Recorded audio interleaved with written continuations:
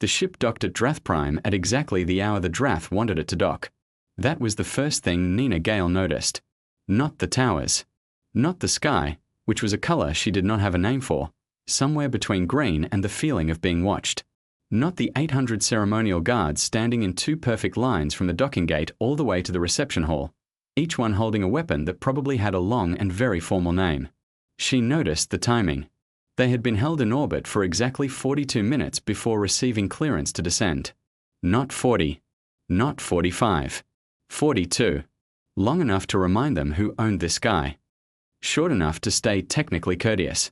Nina bit into her granola bar and watched the docking clamps lock into place. Aaron Beck stood 2 steps behind her with both their bags over one shoulder and the look on his face he always had, which was no look at all. He had been doing security for the diplomatic corps for 9 years. He had stopped having expressions somewhere around year 3. He watched the guards through the small porthole window and said nothing. There were 5 of them total. Nina, Aaron, 2 junior attachés named Paul and Deb who were both 26 and still thought all of this was extraordinary, and Ambassador Lou Crane, who was 61 and had gout and had been to Drath Prime 4 times before and would rather have been home. 5 humans. 800 guards. The math was not subtle. The docking ramp opened and the air came in, cool, thin, carrying something floral that was probably not a flower. Paul and Deb both straightened up like they were about to meet someone important. Lou walked out first because that was protocol. Nina finished her granola bar, folded the wrapper into her jacket pocket, and followed. The reception hall was the size of a city block and built out of something that was not quite stone and not quite metal but had been standing for longer than any human structure on Earth. The ceiling was so high it had its own weather. The light came from everywhere and nowhere, soft and gold and completely sourceless, the way light behaves in dreams. Along the walls, carved reliefs told the history of the Drath Dominion in images. 600 years of expansion, contact, and what the plaques delicately called resolution. Every species that had ever stood across from the Drath in a military engagement appeared somewhere in those carvings. Most of them appeared only once. Lou had explained this to Nina before her first visit, 7 years ago. She had looked at the carvings for a long time that first day. She didn't look at them now. She had done her looking. Up in the gallery above the hall, behind a long panel of something clear and dark that was not quite glass, Princess Varel Drathsoren stood and watched the delegation arrive. She was 24 years old in a way that meant nothing, because Drath aging did not map cleanly onto human years, but her bearing was old. Older than her face. She stood the way buildings stand, not rigid, just permanent. Her hair was silver white, pulled back without ornament, because she was the ornament. The gown she wore was the color of deep water. Her hands were folded at her waist. She had been briefed on the delegation. She had read Nina Gale's file twice.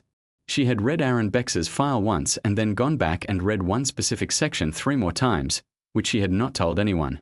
She had reviewed the full history of human-Drath diplomatic contact going back to the first encounter 30 years ago, and she had reviewed the military record, and she had reviewed the ceasefire terms, and she had framed all of it correctly in her mind the way her tutors had taught her. The war was a miscalculation. Unusual, but resolved. The humans were a young species with an irregular military history and no meaningful territorial ambitions. They were manageable. She watched Nina Gale walk off the ship eating something. Var Council Dren stood to her left. He was 60 years old and had been serving the Drath government since before Varel was born. He had clearance she did not yet have. He had reviewed files she could not yet access. He stood with his hands behind his back and watched the humans cross the reception hall below, and he did not look at them with contempt. He looked at them the way a careful man looks at a door he once opened by mistake. Varel noticed his posture. She had been noticing Dren's posture for 2 days, since the delegation's arrival had been confirmed. There was something in it that did not match the official framing she had been given. She filed it away. She said nothing. Below, the welcome ceremony began. A senior herald stepped forward and began the formal recitation. The Drath Dominion's full military honors, 600 years of them, each campaign listed by name and resolution date. It was not a boast. It was simply what you did when you welcomed a delegation. You read the record. You let them understand where they were standing. It took 40 minutes. Lou stood through it with his hands clasped and his gout and his patience, because this was also not his first time. Paul and Deb stood very still and tried to look like they had expected this. Aaron stood the way he always stood, which was weight-balanced, eyes moving, saying nothing. Nina stood with her hands in her jacket pockets. When the herald finished and turned to the human delegation for the reciprocal honors, a shorter list, a much shorter list, though the last item on it had a strange gravity that the herald read without inflection, Lou stepped forward and said the appropriate words. He had said them before. He said them cleanly and with the right weight and sat back down.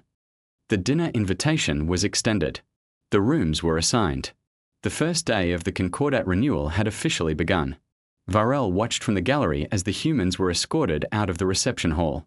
She watched until they were gone. Then she stood for a moment longer, looking at the empty space where they had been. Dren had not moved. "They are smaller than I expected," she said. "They often are," Dren said. She looked at him. He was still watching the door they had left through. "You have reviewed the full archive," she said. It was not a question. "Yes." "And yet you stand like that." He did not answer immediately.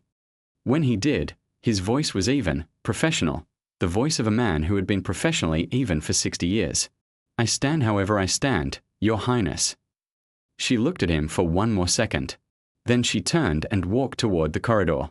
Below, in the reception hall growing quieter as the staff moved through it, one of the junior Drath officials was relaying the order of the evening's dinner to a colleague, speaking in low tones about seating arrangements and the translated menu and the timing of the formal toast. Neither of them had clearance for the archive. They were, Varel thought, the lucky ones. Down the corridor, in the human guest quarters, Nina dropped her bag on the bed, looked at the ceiling, and said to Aaron, "Cole would have hated this place." She was already checking the event schedule before she finished the sentence. 3 corridors away, Var-Council Dren stopped walking. He stood very still for exactly 4 seconds. Then he continued down the hall. Varel did not sleep. This was not unusual. She had not slept easily in years, which was the kind of thing a princess did not say to anyone, and so she had not said it to anyone.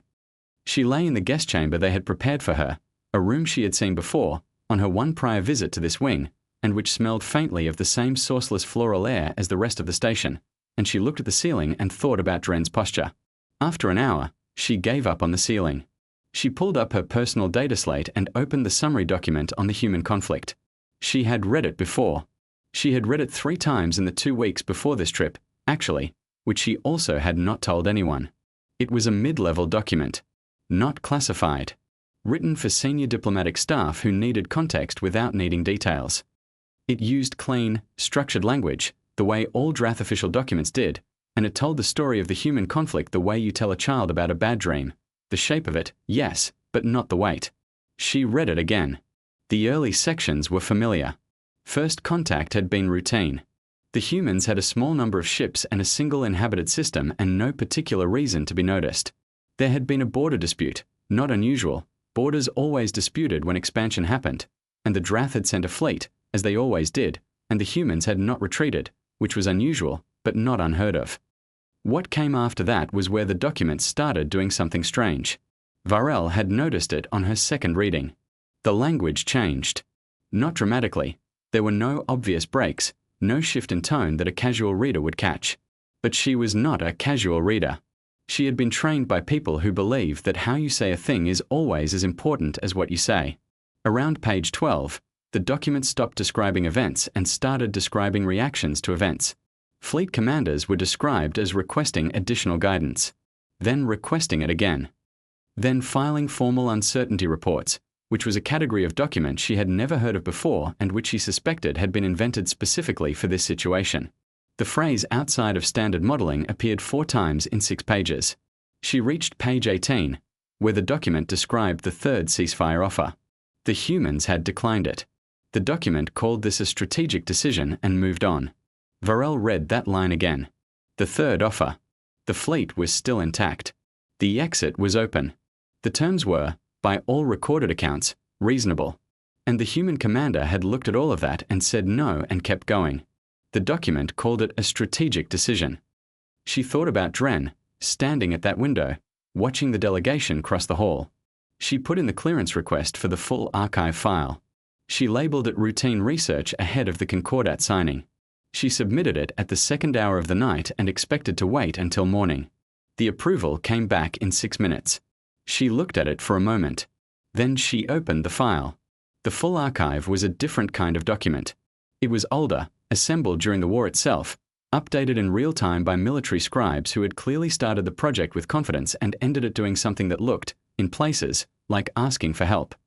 The early entries were precise and orderly. Dates, positions, fleet numbers, outcomes. The Drath recorded everything. It was their greatest strength and, Varel was beginning to suspect, sometimes their greatest source of distress. Entry 41. The human commander had been identified. The document listed his designation in the Drath filing system, a long alphanumeric code, and then in parentheses, in the human naming convention. She skipped past it. She would come back to it. Entry 57. The fourth battle in the Arush corridor. By the numbers, this engagement should have ended the conflict. The Drath fleet was larger, better supplied, and holding the dominant position. The human commander had fewer ships, a damaged primary vessel, and, according to intercepted communications, was running low on a resource the scribes had footnoted as something consumed by human personnel during long operations. He had attacked anyway. The entry noted, in the clipped neutral language of military record, that this was outside of standard modeling. Entry 63. The fifth ceasefire offer. The human commander had asked for 24 hours to consider it, and then sent back a single-line refusal that the scribes had transcribed in full, including the closing word. The closing word was a human profanity that the translator had declined to render directly, and instead described as an expression of dismissal common among human infantry. It had been filed without further comment. Entry 71. The senior modeling team had submitted a formal report stating that they could not predict the human commander's next action with any reliable accuracy and requesting a temporary suspension of their assessments until new frameworks could be built. The request had been denied. The assessments had continued. They had been wrong every time. And then there was a gap. Varel had been aware of the gap in the summary document, a clean deletion, bureaucratically tidy, the kind that could only be authorized at the highest level. She had assumed it was short. A few missing pages, maybe. Some piece of information deemed too sensitive for the mid-level file. The gap in the full archive was 31 pages. She could see the page numbers. They went from 74 to 106. Everything in between had been removed. The document continued on page 106 as if it had never stopped, in language that was noticeably different from what came before, flatter, more careful, like someone who has just had a scare and is talking slowly on purpose. Entry 106 simply said, ceasefire terms agreed. Both parties signing. Entry 107, the human commander's final communication to Drath High Command, transcribed in full. It was 4 words. It said, in human standard, sure, that works. That was it. 600 years of unbroken Drath military dominance, 31 deleted pages, and 4 words. Sure, that works. Varel sat with the slate in her hands for a long time. She looked at the gap. She thought about requesting the deleted section. Her clearance was high enough now. She could ask for it. She would probably get it. She did not ask for it. She went back to the beginning of the file. To entry 41. To the parenthetical human name. 2 words. She had heard one of them before, a common human given name, nothing notable. But the 2 words together had a weight she could not explain and did not want to examine too closely. She looked at them for a long time. Then she said them quietly, alone in her chamber, just to know what they felt like in her mouth. Her own voice surprised her. She put the slate down. She did not sleep for the rest of the night. The state dinner was the kind of event that had been planned by 14 people over 6 months and would be reviewed by 12 more people afterward, and Nina had been to enough of them to know that the food was never actually the point. The food was just the reason everyone was in the same room with their guards down and their mouths occupied.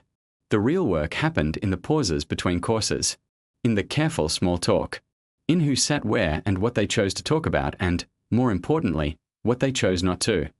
She was on her 3rd glass of the Drath ceremonial drink, which tasted like someone had dissolved a flower in silver paint and then added warmth to it from somewhere she couldn't identify. 2 separate Drath officials had told her, politely, that it was stronger than it seemed.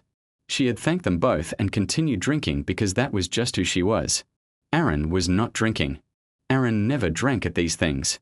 He sat 2 seats down from her with water in front of him and his eyes doing what they always did, which was move without appearing to move, checking the room in slow patient arcs that looked like nothing at all. The table seated 40. Lou was at the near end, deep in a formal exchange with the Drath High Administrator about trade corridor updates, which was going to take until dessert at minimum. Paul and Deb were near the middle, doing well. They had stopped looking amazed by everything, which was a good sign. Being amazed at state dinners made the other side feel like a tourist attraction. Princess Varel sat across the table. 6 guests between them, close enough to hear, far enough that direct conversation required intention. She was eating almost nothing, Nin noticed, and listening to everything. Varel had not slept. Nina did not know this, but she could see it the way she could always see it in people, a very slight flatness behind the eyes, the kind that expensive composure could hide from most people but not from someone who had been reading rooms professionally for 11 years. The conversation had moved, as it always did at these dinners, toward history, toward the Concordat, toward the shape of things before the signing and what had changed since. A Drath subminister 2 seats to Nina's left, a precise, formal man with very strong opinions about treaty language, had started talking about the poetry of good diplomacy, which Nina disagreed with entirely and said so, which made him blink and then surprisingly smile and then start arguing back with what seemed like genuine pleasure. A treaty is a legal document, Nina said. It should read like one. The moment you start putting metaphors in a ceasefire agreement, you give both sides room to argue about what the metaphor means, and nobody wants that. And yet the Soreth Concordat of the Third Era is considered the finest diplomatic document in Drath history, the subminister said. And it opens with verse. How long did the Soreth Concordat hold? A small pause. 80 years. I rest my case, Nina said, and finished her glass. Someone at the far end of the table had been talking about commanders, about the figures attached to the big moments, the ceasefire, the border agreements, the early contact years. The Drath spoke about their commanders with the weight of people reading names off a monument, which was more or less what they were doing. Long names, full titles, every honorific in the correct order. Respectful. Formal. The kind of language that turns a person into a symbol before they're even done being a person. The human side was not doing that. Ambassador Lou mentioned a woman named Carol Briggs, who had handled the first contact protocols, and described her as sharp as a tack and terrible at parallel parking, which I know because I saw her try it once in Nairobi. A junior attaché from the human side mentioned a fleet captain who had apparently fallen asleep in a briefing once and snored loud enough that the recording had to be redone. The Drath at the table listened to this with the careful attention of people trying to understand a language they have studied but never heard spoken natively. The conversation arrived, eventually, at the ceasefire. It always arrived at the ceasefire. 11 years was not very long, historically. The wound was closed, but the scar was still visible if you knew where to look, and everyone at this table knew where to look. The Drath subminister mentioned the Drath commander who had signed the final terms. Full name, 3 honorifics, a brief description of his service record. Everyone on the Drath side nodded with recognition. Lou mentioned the human admiral who had overseen the final phase of negotiations from the diplomatic side. Gave her name, said she was retired now and doing consulting work in Brussels, which was apparently a place on Earth that Nina nodded at because it was real and she'd been there. And then Nina set her glass down. She was not making a speech. She was not building to anything. She was just talking, the way she always talked at these dinners after the third glass, easily, without architecture, one thought connecting to the next the way stones connect across a shallow stream. You want to talk about the ceasefire? You should have seen Cole trying to explain to command why he accepted terms that fast. Took him 3 full reports. Man hates paperwork more than he hated the war. She smiled. The warm, fond smile of someone remembering a colleague. She reached for her glass. The chair scraped. It was not loud. It was not dramatic. It was the sound of something happening before the person it was happening to could stop it, the way a glass falls off a table before your hand gets there. Princess Varel Drathsoren's knees hit the floor. One hand caught the edge of the table. The other came down beside her knee. Her head dropped forward for a single second, not in a bow, not in a performance, in the involuntary, private way a person's head drops when something hits them somewhere that has been undefended for a long time. Then the composure came back. It was extraordinary to watch. 3 seconds, maybe 4. She pressed against the table edge, she rose, she straightened. By the time she was fully upright, her face had been rebuilt into something functional. Not perfect. Functional. The table was completely silent. Every eye on the Drath side was either on Varel or carefully on something else. Every Drath official present had made a choice in those 3 seconds about where to look, and that choice itself said everything. Dren had not looked away. He had watched. He did not look surprised. Aaron had not looked away either. Nina's glass was still in her hand, halfway to her mouth, where it had stopped when the chair scraped. Varel looked directly at her across the table, over the 6 guests between them. Clear-eyed, direct, the look of someone who has decided that further composure is less important than the answer to a specific question. That name, she said, in clean, unaccented human standard. He is alive. Nina set the glass down very carefully. She looked at Aaron. Aaron looked back at her with no expression, which was his way of saying, yes, this is actually happening. No, I don't know what to do about it either. She looked back at Varel. Last I heard, he was growing tomatoes in Vermont. Nobody moved. The sourceless golden light held everything exactly where it was. The silence went on long enough that it became its own kind of answer. The meeting was held the next morning in a small room off the diplomatic wing that had no windows and very good acoustics and felt, to Nina, like a room that had been used before for conversations that nobody wanted overheard. Varel came alone. No escort, no scribe, no one standing at the door. She arrived before the humans did, which meant she had been sitting at the table already when Nina, Aaron, and Lou walked in, and the image of her sitting there, straight-backed, hands folded, in a room she had presumably arranged for this purpose, told Nina several things at once. Lou tried to open with the formal greeting. Varel stopped him with one raised hand, politely but with no room in it, and said she would prefer to keep the meeting informal. Lou sat down. He had been a diplomat long enough to know when the other side needed to steer.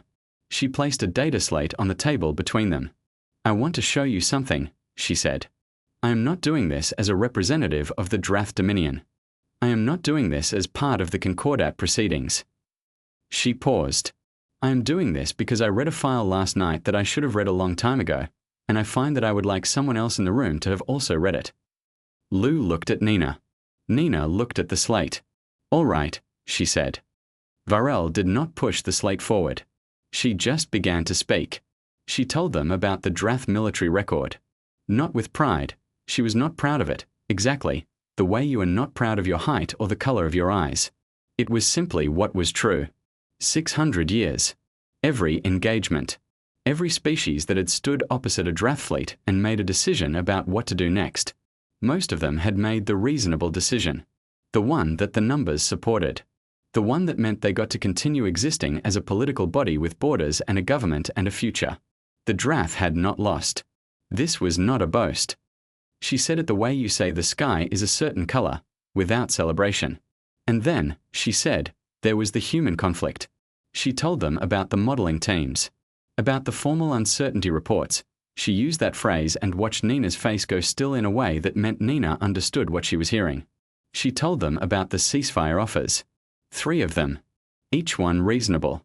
Each one declined. She did not editorialize. She laid the facts down the way you lay tiles, flat, even, one beside the other, and let the pattern speak. We have very good models, Varel said. We have been building them for 6 centuries. We can predict, with high accuracy, what a military force will do when it is outmatched, when its exit is open, when the cost of continuing rises past the value of the objective. She looked at the slate. Our models failed completely. Every time. Lou was listening with the careful stillness of a man who had served in the war before his diplomatic career. He did not say anything.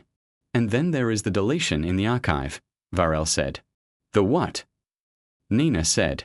31 pages. Varel's voice stayed even. Filed during the final phase of the conflict.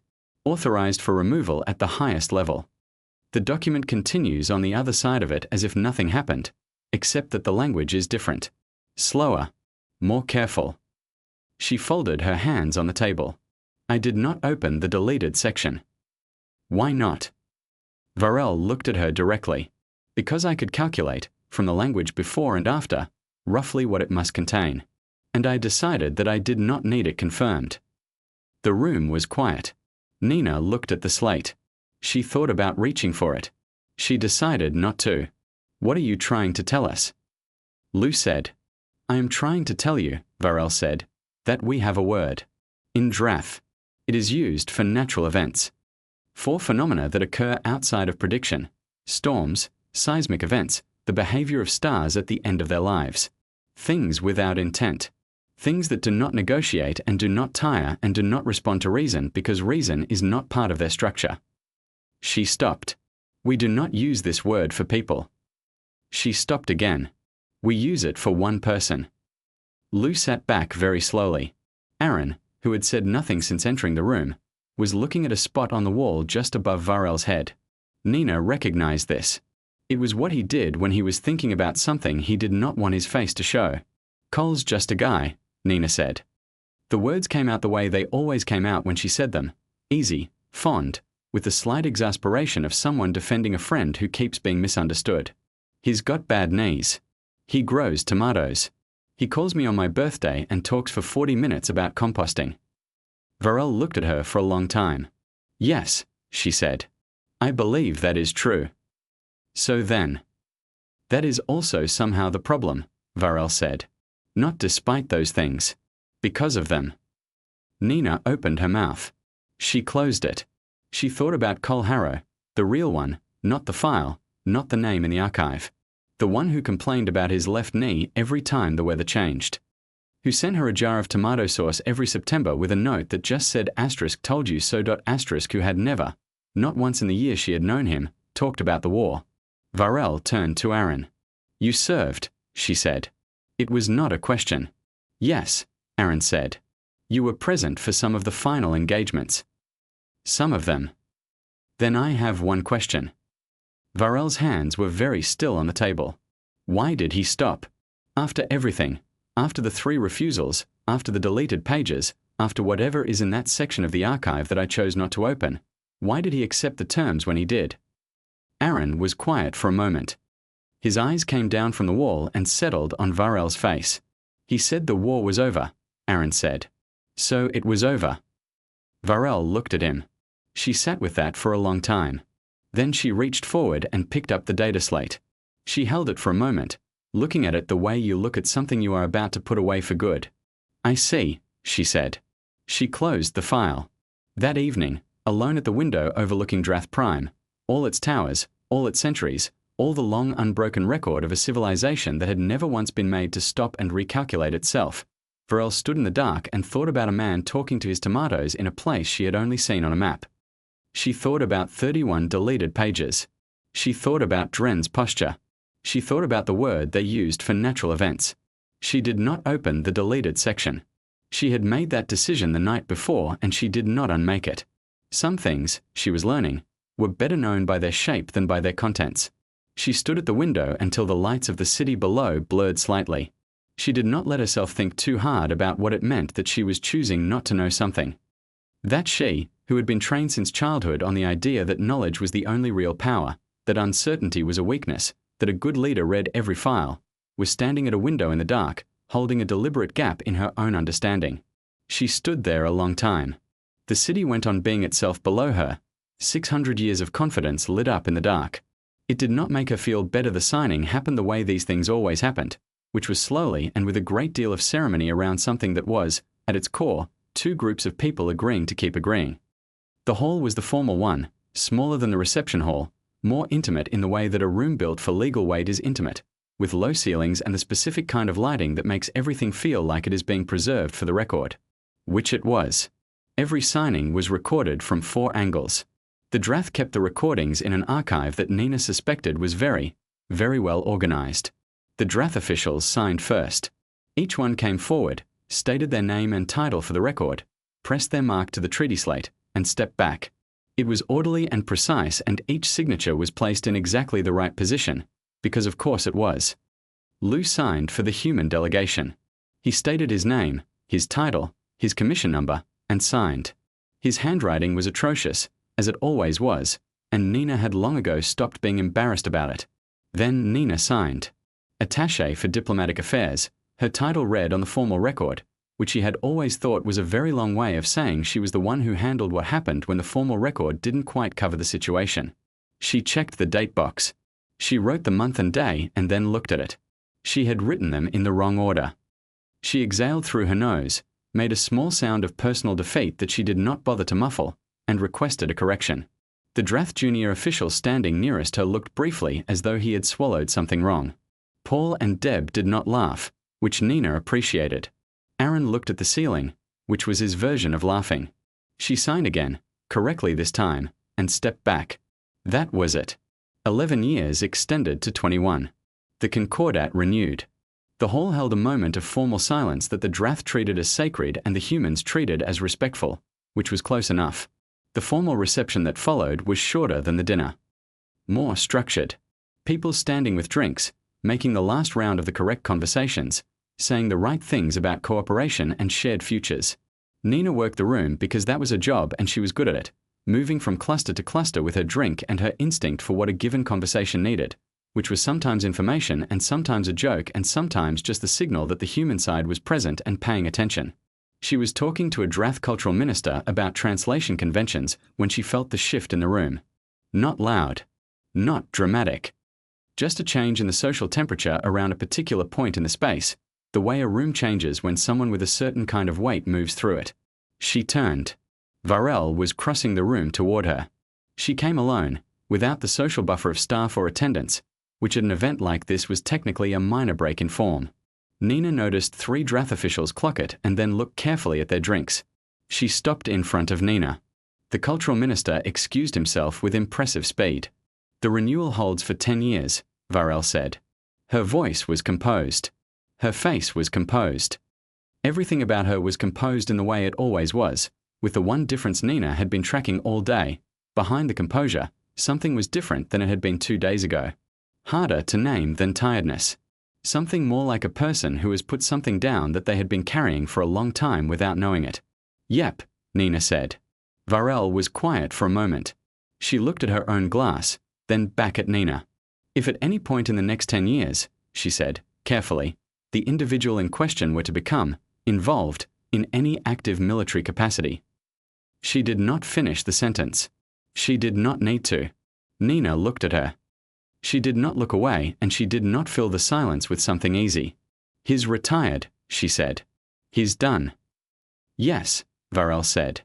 I am aware that he is done. A breath.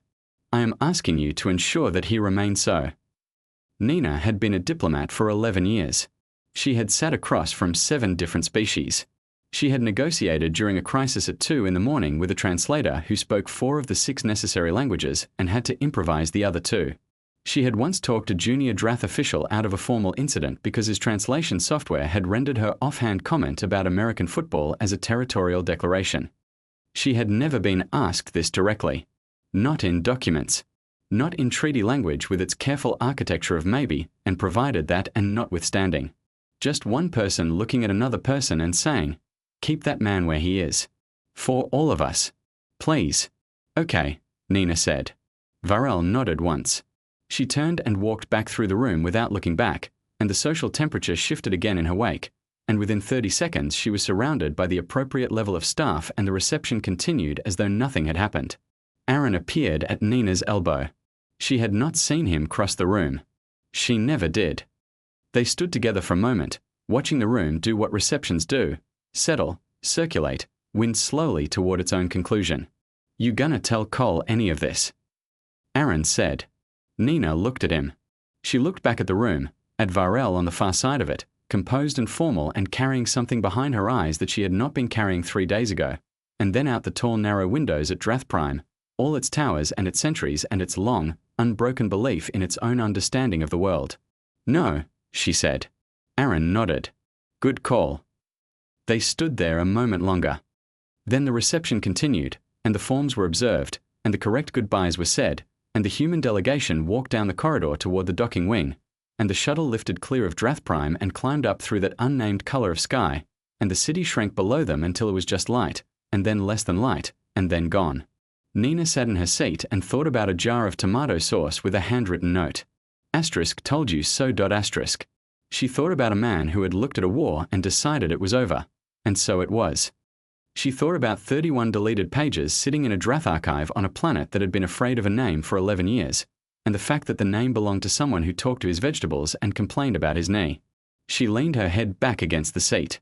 Aaron sat across from her, quiet as always, looking at nothing in particular. He'd still hate it, By the way, she said. Drath Prime. The whole thing. The lighting. Aaron said. The lighting, she said. And the drinks. And the ceremony.